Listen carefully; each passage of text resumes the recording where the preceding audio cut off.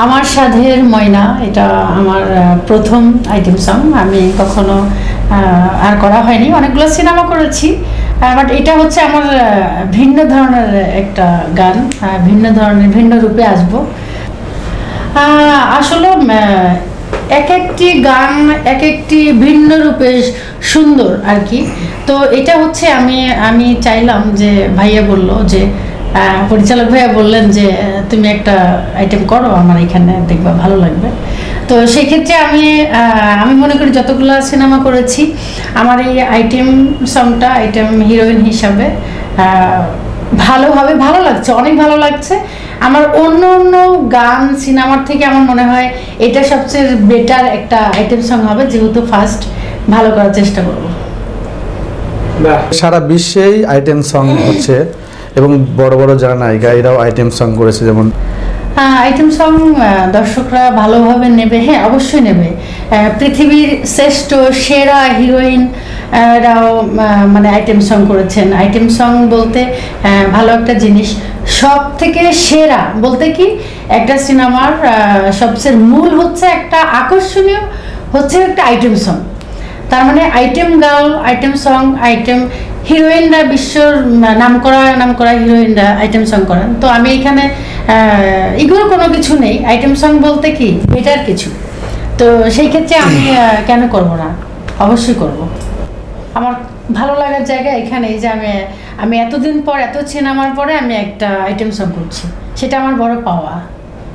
আমি যতগুলো আইটেম গান দেখেছি মানে বিশ্বের, তো যখন দেখি যে হিরো বা মানে খল অভিনেতা উঠে নাই মানে স্টেজে ওরা যখন, তখন আসলে অপূর্ণতা থেকে যায়। এবং আমি আমার পরিচালককে বলেছি একবার যে ভাই আমাকে আইটেম গানে কোনোভাবে ঢোকানো যায় না, হয় না যে ও হচ্ছে ওই যে উঠে লাফাচ্ছে স্টেজে উঠে নায়িকার সাথে সাথে, হ্যাঁ এরকম। তো এটা তো অবশ্যই ভালো লাগার জায়গা, হ্যাঁ, আর সবার ইচ্ছে করে এবং দর্শক দেখি তো লাফালাফি করছে ওঠার জন্য, সুযোগ পায় না হয়তো। কিন্তু যাত্রাপালাগুলোতে আমার জীবনে দুবার দেখেছি, যাত্রাপালাতে দেখি দর্শক ওই দিয়ে উঠে গেছে, চিপা দিয়ে উঠে গেছে, চলে গেছে, এরপরে যদিও নামায় দেয়, কিন্তু এটা ভালো লাগে। তো মানে হয় না যেগুলো তো একটু হিপ হপ ডিজে টাইপের গান, এগুলো যে কেউ উঠতে চাইবে, এখানে মিউজিকের তালে তালে উঠে স্টেজে লাফালাফি করতে চায় আসলে সবাই। আমি এই যে হিরোইন হিসাবে আইটেম সং যেটা পরিচালক প্রযোজক একটা সিনেমার যেই ধরন যে এটাতে এই ক্যারেক্টারটা এই ড্রেসটা লাগবে, তো সেই ক্ষেত্রে আমাকে যেভাবে পড়াবেন অবশ্যই তারা মানে অত বাজে কিছু করবেন না। তবে তারপরেও দেখা গেছে যে একজন হিরোইন হিসেবে একটা আইটেম সঙ্গে যেটা ড্রেসটা লাগবে অবশ্যই পরবো, যেটাতে ভালো দেখা যাবে এবং ওনারা ভালো স্বাচ্ছন্দ্য বোধ মনে করবেন। তো সেটাই তো আমার পড়া উচিত, সেটাই পরবো।